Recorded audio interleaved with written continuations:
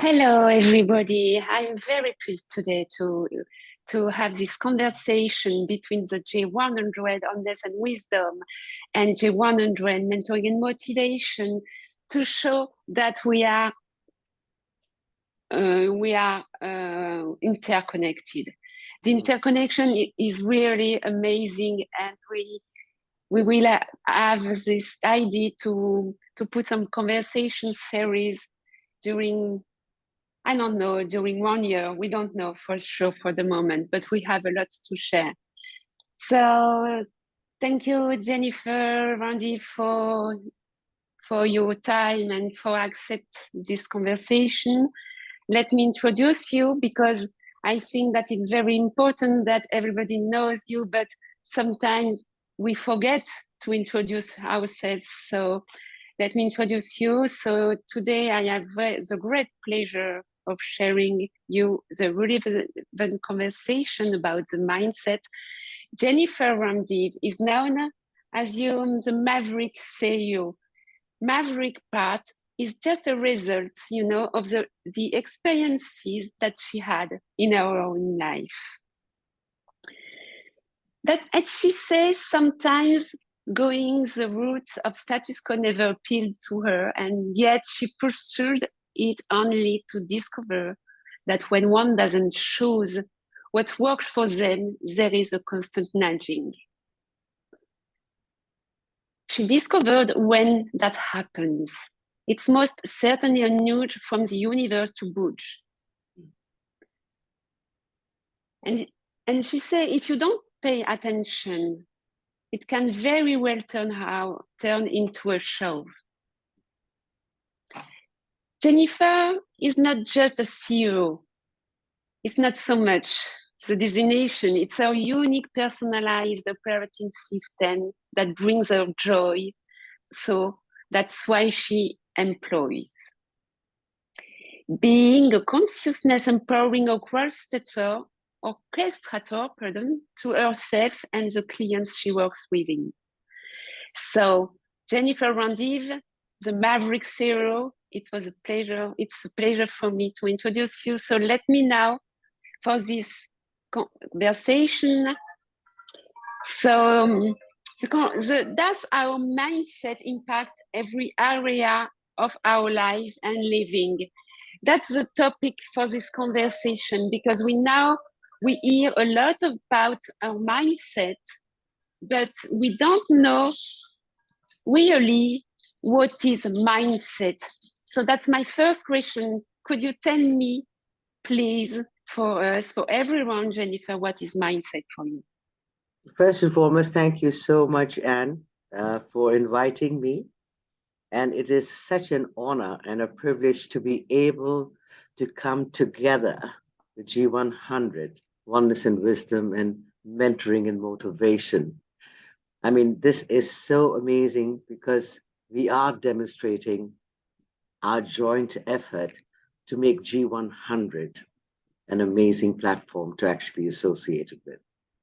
The introduction was awesome. Thank you very much. And whatever it is that we're going to share today has been my personal experience, because there's no point in talking about, and everyone has a different experience.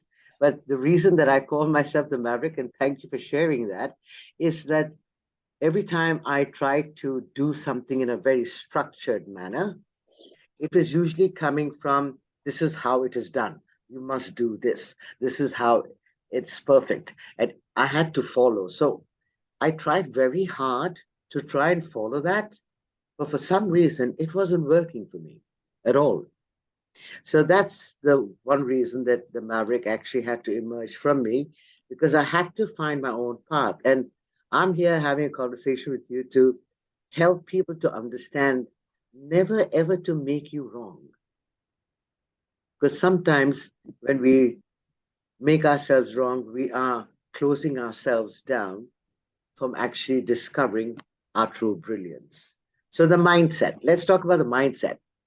So what is the mindset? Many people talk about mindset, and we hear the word mindset everywhere, okay? And people tell us how we have to do stuff with the mindset, and you have to do this, and you must do this. And for me, it was like, oh my goodness, how many things am I supposed to do? It was absolutely crazy. I was going like ballistic. So I did actually pursue all of those things. I did. I did theater healing. I did, landmark forum. I did every possible conceivable thing for me to get to know me and what my mindset was all about. So when I went through all of that, this is what it is actually that showed up. For me, it has always been your mindset is a culmination of your thoughts, your feelings, and your emotions. All of them together actually create your mindset.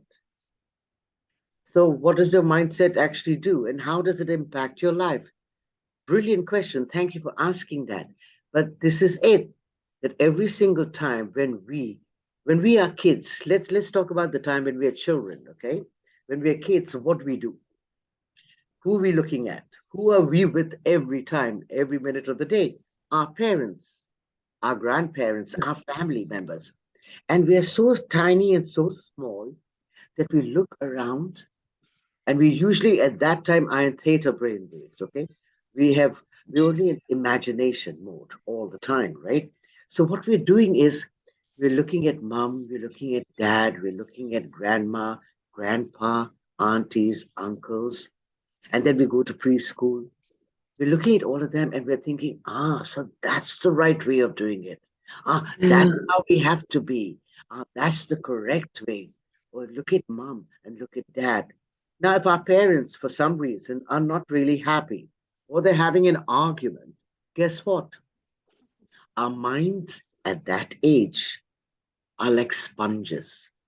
We suck in everything. And now, when we're ready to go to school, we're actually formulating the same thing. We listen to our teacher, we listen to all the teachers, all the principal, the school system, and then we're taking in everything. Mm. As I said, we're like sponges, right? So we take on everything and we think, now that is the right way to be and do stuff. But then I have a question for everyone who's listening. Have you ever considered asking how it is you're showing up, your thoughts, your feelings, and your emotions? How is it working for you? So you're Mm. taught how to actually be in school. You're taught how to be in college. You're taught how it is that you have to be in the office environment. You're taught how you have to be as a business. You have taught as to how do you have to be an entrepreneur. Okay.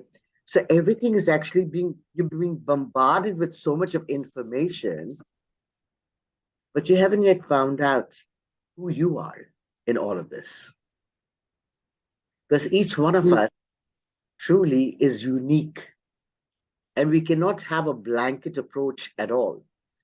As you know, Anne, we have had this amazing 2 years where everything that we thought was perfect, normal, operational, brilliant, the only way, the right way, the perfect way, all went Yeah. outside of our way. So then what happened? Did we all choose to be different, to do things differently? It was a wake up and a shake up call for all of us. Because, for example, when you were a child, you thought you had to do things in a certain way. But let me ask you a question, Anne. Do you still do things the same way as you were when you were a kid, when you were a teenager, when you became a young No, adult? no, no, for sure not. Because I think that more when you're kids, you listen to your teacher, as you say, you listen to your parents to your education. But at a time in your life, you you take conscious that everything is not really Say that. exact. So you have to find Yeah. your reality, what happens around you. It's Mm. not your fault, and you work on you Mm. as a personal development. So Right. yeah, I'm But not the same person. so many people will go into this thing of, I have to do it this way because this is the right way. I have to do Yeah. things that way because it was taught to me. I have to do it this way because that's the only way. So my question over here to everyone is, if your thoughts and your feelings So there could be conflict going on. So your thoughts are saying this is the right way of doing it because that's what it is that you're picking up consciously. Okay, your consciousness is like, oh, this is the right way, this is the wrong way.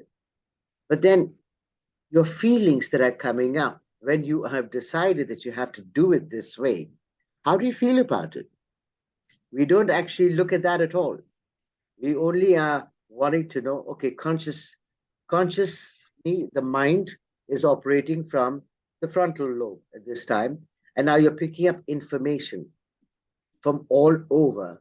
But is that information assisting you in what you're doing right now? No one actually asks those questions. So now, for example, I'm going to ask a question of you. For example, if your dad was in business or your mom was in business and they were not successful in business, what happens to you? Because you've been listening to them. We have a money problem. We have this, not enough of this, not enough of that. Have you ever considered that all of that is not something that goes, as I mentioned earlier, you were on theta brainwaves at that time. So everything goes down into our subconscious mind. And then that's how it is that we create an operating system. So now if you're going to do business, because everyone else is doing business, do you think that there are going to be fears involved? What kind of thoughts are going to show up? What kind of emotions are going to show up? Is it going to be fear? Is it going to be, oh, I'm going to actually do it? And if you don't succeed, then what happens? Right? So we all keep coming back to that place where everything is imbibed and it is almost like printed in our subconscious mind. And then we're trying to look at the world outside and say, oh, he did it that way, or she did it that way, so I can do it that way too.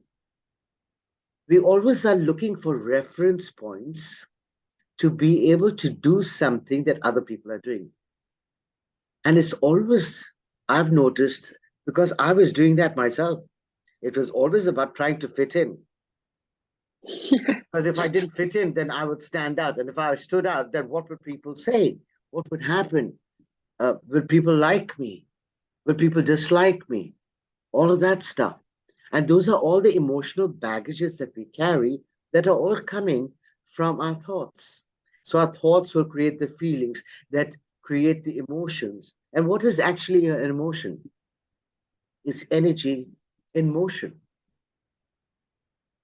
So what emotions do we have? Everything that we do, everything that we say, everything that we experience has a component of feeling and emotion. Everything. So the question that I have to ask is, are your thoughts really creating those kind of emotions and feelings? And do those thoughts actually belong to you? Or are they belonging to somebody else? To be able to do that, there's some interesting techniques that I have learned in my personal journey of getting out of my own way. I used to be a corporate junkie. Okay. I had to have everything perfect. And this is, and quite honestly, I am not ashamed to tell everyone this. Okay. I was a corporate junkie. I had to have everything perfect. When I experienced all of this stuff, because every time I tried to do something perfectly, it wouldn't show up as perfect the way I thought it should. Can you see that? So it was my thinking that had to get me the feeling for me to have the emotion to actually do everything from the way I thought it had to be perfect. Now, if it didn't work, what happened to me? I judged me, right? And as I was talking to you earlier before the whole conversation started, it's like, how many of us are actually judging ourselves all the time? That's a reality, Jennifer. That's a reality. We judge ourselves too much. Okay, so the question over here is, and I'd like to actually bring this to everyone's awareness, because it is, you are very powerful. Number one, you're powerful enough to create an experience. You are not the experience, yet you're powerful enough to create it. So my question to you is, would you choose to create another experience, or would you judge yourself for what it is you created in the past that didn't work out? Very simple. So if we are powerful enough to create something that did not work for us, are we equally powerful to choose something else that might work for us? But for that, you have to drop all your thoughts, your feelings, and emotions and actually ask questions. Because usually, what we do is we like to work on things that are got to do with how is it that we are going to move forward in life? How are we going to do things that have some sort of reference points? Because if we don't have reference points, then how are we going to operate? And if we don't have reference points, then who are we? We're constantly in a state of confusion because we want to have everything come right. So if it is right, then what is it? If it's not right, then are we going to fight to make it right? Do we blame everyone else for it not being right? Or do we blame ourselves for not being good enough? I want to ask those kind of questions of people. You're not wrong or right. You have a choice. What is the greatest gift that separates us from everybody on the planet? Our free will. The question here is, are we using our free will? Do we choose? Because if you're not choosing anything, guess what? You're going to be losing yourself and everything. We constantly are wanting to get things right, or else we're wrong. But it's coming from a thought process. So is it impacting your whole life and living? Yes, it probably is. Yes. Right? So now, what is it that we can do to actually shift and change this? Okay. It was So my now, question for you. the thing is that, do we want to change things just because other people are asking us to change things? Or is it something that resonates within us? I can give you my personal example. When I was looking at, so I've been in the corporate world, I still am, but in a different role. But I experienced change and transformation in a way that really was, it had to be, first I got a nudge, the universe usually will give you, okay, look at something else. And then very strong minded is like, you know what, I know what I'm doing. This is going to work. This worked before. It's going to work again. And it's nothing wrong with that. Please don't get me wrong. I'm giving you my story, okay? But the question over here is, if you go on getting a nudge for you to budge and you carry on doing the same thing over and over again and expect a different result, Albert Einstein termed that as pure insanity. You're trying to do the same thing. So you're trying to correct a situation by using the same way of thinking that actually created the situation. Is that going to change anything? I guess not. I tried to do that. I went on doing the same thing over and over again. It's going to work this time. It's going to work this time. Till I had to wake up to the level of asking me questions.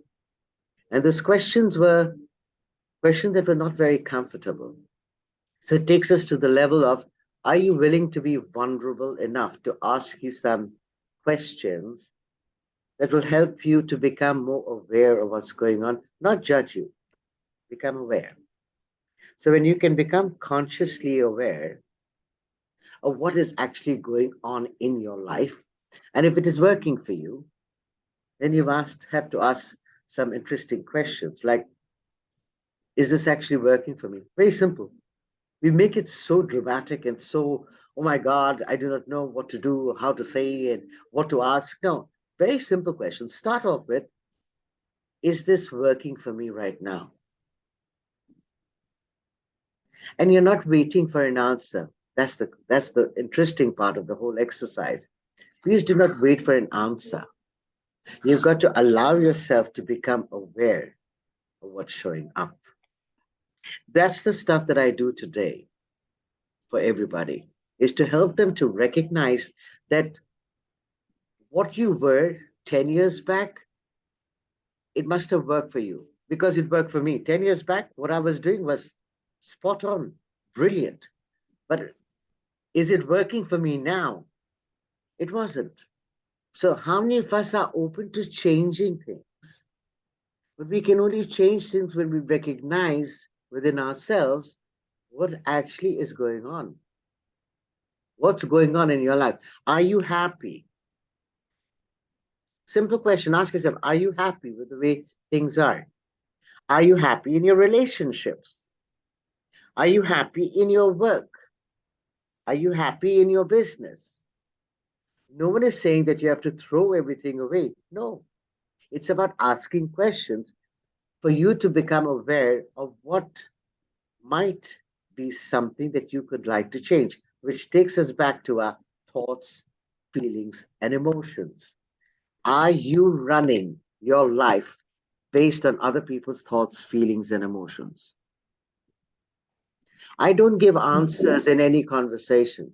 My job is to ask questions because we are here to really recognize that each one of us is amazingly powerful and we have our own way of getting to know what will work for us or not. You have a question for me, Anne?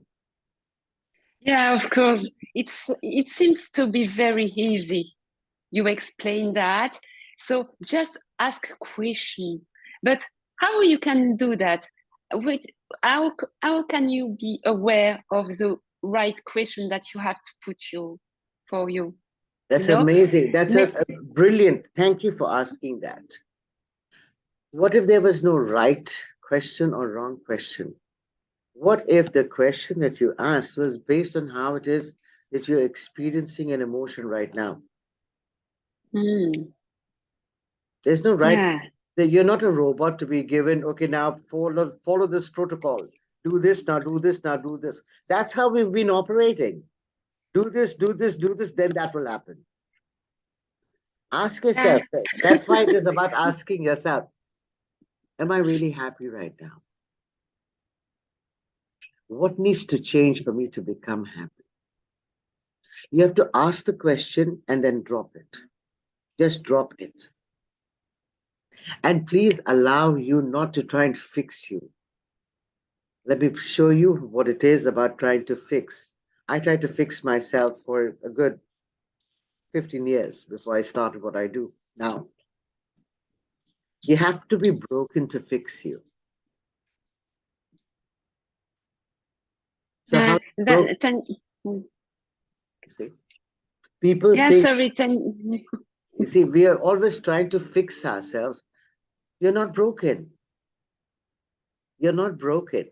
It's just that we have to recognize what is it that is working for us now and what it is that is not working for us. So do we carry on doing the same thing all the time? For example, do we carry on going to the office where we are totally unhappy and we do it because we have to earn money? Yes, it's usual. Okay, so now the question over here is, you can go to the office. Yes, you do have to earn money, but can your feeling and can your emotion shift from where it is you're made you wrong, them wrong, or the work that you're doing wrong? Because everything in my experience is an interesting point of view. Everything. Now, if you're not going to have a conversation, that's why we're having this engagement. People do not engage with people. If I am irritated or upset, would we have a conversation to actually clear the air out? No, we don't usually, because we do not want to show that we're weak and that something is not right. We want to all be powerful. But is that working for you right now? See, Is it actually working? So there's a level of vulnerability that each one of us really has to have by asking ourselves, am I happy with what is going on? Ask that question. Am I happy with what's going on? And you will recognize that when you ask this kind of questions and drop it after that, you will actually see and you will receive the awareness of how things that you're doing, almost like being on a hamster wheel. You do the same thing over and over and over and over again, and you're expecting something different to happen. Let's take an example. Like I used to want to be in the office every day at 8 o'clock on the dot. Okay? That was me. Now, because I was the boss lady, I expected everyone else to be there. And I had this fixed point of view that if I'm there, everyone else has to be there. That's how it's to operate. Now, I would not be open at that time to be in allowance of someone either getting stuck in traffic, because I used to live close to the office, I used to walk down. So I was not even aware that there could be a traffic problem, or there could be an accident problem, or there could be an emergency with a child, if any of my staff was this thing. So yes, I was absolutely one of those people who used to really think that I had to be right for about everything. I never asked questions, ever, because I was the boss. How many of us are actually experiencing that being a staff member? Oh, my boss will not understand. So no one even challenged me and asked me, this is what happened. No one ever told me what was going on because I had a mind that was fixated on being the boss. I had to learn. I had to learn and to get out of my own way.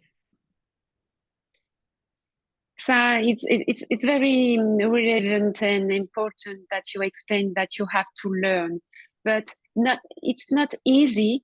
You can do that. You can be more aware and work on your mindset.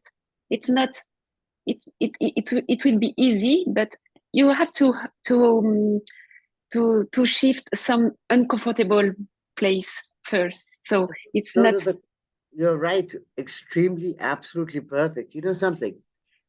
The different questions that I had to ask. I used to be in recruitment, a headhunter. My job was asking questions. But I never asked these questions of me because I had to be right and perfect. How many of us are actually operating at? I talk about myself because I want people to know that I've been there. I've done this. And it doesn't make me less or more. It only helped me to get out of the drama and the intrigue and the upset and the I have to be right and have to be perfect, because it gave me freedom. Get that? My question to everyone is, would you rather be right all the time or would you rather be free? Okay. Good question. Again, it's about asking questions. I'm not here to give you answers. That's not my job, because you already know everything. My job is to open you up so you can receive you as the gift that you have been actually put on the planet to actually be. So it's not about fixing you. It's about opening you up to actually perceive you as the gift. So now, my way of operating would be asking questions, uncomfortable ones. So ask these questions. I'm going to give my example, and because I do not know who's going to be listening, the best is for me to give my examples. So then I think that's great. So when I was looking at actually changing how I was operating, because it's more about the operating system. Our thoughts, feelings, and emotions create our basic operating system.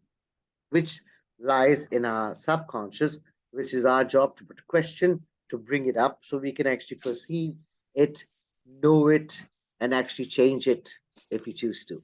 It's totally our choice, right? So I used to ask questions like, so if I am being this boss, is this really working for me and my business and for my team? And then I had to be vulnerable enough to actually ask my team members, do you all always have to say it's perfect, it's okay? Because I was recruiting the wrong people for me, yet I was brilliant at recruiting people for other people, for my clients. Mm. I had to be right. So if I was right, the people working with me had to be the people who were taking orders and not showing up as they're brilliant, because I was operating from that. So I asked the question, if I was to change the way that I am showing up, will it open up the doors and the awarenesses of the people that are working with me for them to shine bright? As a boss, I also had to be open, to be willing for my staff members to be greater than I was. When we operate as a CEO, and sometimes you're so good at what you do, you start competing with your staff, not knowing that you are doing it. I was a person who was great at the work that I did, but did I allow other people to actually shine? No, I had to have all the accolades, all the, oh, Jennifer did this, Jennifer did that. How many of us actually Mhm. operating like that even now? And are ashamed to talk about it? I'm not, because I learned how to get out of my own way. I keep saying I get out of my own way. I help other people to get out of their own way. I work with CEOs today that have reached the plateau, that are operating just like I was operating, but they're not ashamed because they recognize that what they're doing is not working. There has to be a level of vulnerability for you to actually recognize that whatever it is that you're doing is not working, and then question that. There has to be a level of you to allow you to look at what's not working, Mm. and not judge you for it or judge somebody else for it. There has to be a level of you being in gratitude for you for recognizing, oh my God, this is not working. Maybe something has to change. How many of us are grateful for us for who we are? We're not, because we're too busy finding fault, or we're totally oblivious of what's going on. Been there, done that, right? And then after that, how many of us are truly honest with ourselves? When something's not working, are we going to put it underneath the carpet and say, forget it just now? It's not important. No, you are important. Are you trusting what it is you're doing? Are you honest with you with what's showing up? Because if you're not, who are you kidding? Because if you put everything under the carpet, one day it's going to become like a sandstorm, because all the dust is going to show up in your face. And then what? Everyone is going to wake up, shake up, become aware when they choose to. That is the gift that we have, right? No one can force anybody. No one can change anybody unless the person is not willing to change. Yeah, And then, for sure. then it is about people like us who are in mentoring and in motivating and in coaching and in sharing our wisdom. It is not about trying to fix people ever. It is truly about empowering people to recognize that they already have the brilliant infrastructure. We're just helping them to take away the stuff. Like David was the artist was carving the stone, and David appeared, Michelangelo, right? The image is already there. We are there to dust the stuff that we have put on ourselves to wake up to actually recognize the brilliance that we are. No one can be like anyone else. Oscar Wilde said it beautifully. Be yourself. Everyone Yeah. else is taken. I love that. So Yeah, of course. being yourself Yeah. does require you to actually be the kind of person who is going to choose that for yourself. Being yourself is going to be putting you in a situation where you really have to question yourself. You have to trust yourself. You have to honor yourself. You've got to be in gratitude for who you are and how you've come to where you are. Please do not ever make you wrong or right for that matter. Because as soon as you do the rightness and wrongness of you, you limit you from being more of you. And we've got to choose for ourselves. No one can choose for you. No one can change for you. We all are there to support you. But guess what? You've got to walk the path. We can't walk it for you.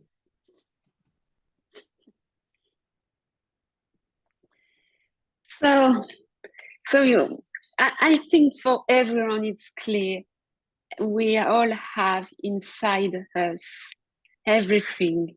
So just ask question, as you told us, is just open our mind, open how is easy inside you have all to have success and to be you and to empower the others. Exactly. So thank you so much. Thank you so much, Jennifer, because we know that we all have the power to empower, but we don't know really how it happens and how we can do that.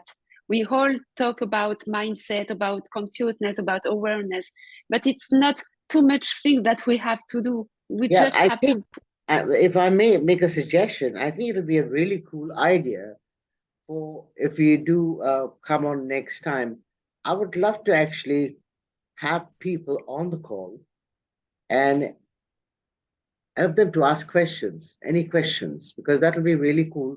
And probably we'll do that next time because I've got information to do that.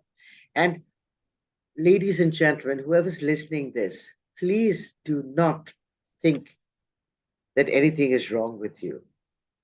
Nothing is wrong with you. And please do not judge you. Please just do not judge you. Please allow you to experience you however you are. Be vulnerable enough to ask these questions. Is this working for me? Am I honoring me? Am I trusting me? Do I love what I do? All of those questions will open up an awareness for you where you will recognize for yourself by the way that you feel in your body that this is not fun for me anymore. And that's when change is so important. As I always say, change is constant. Changing, however, is our personal choice that we need to actually give a voice to now by asking the questions. So then, Anne, is there anything else that you would like to ask? I just want to ask you one question. What is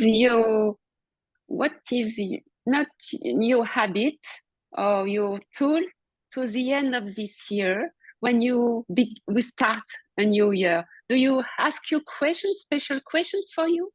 Yes. You make a special work?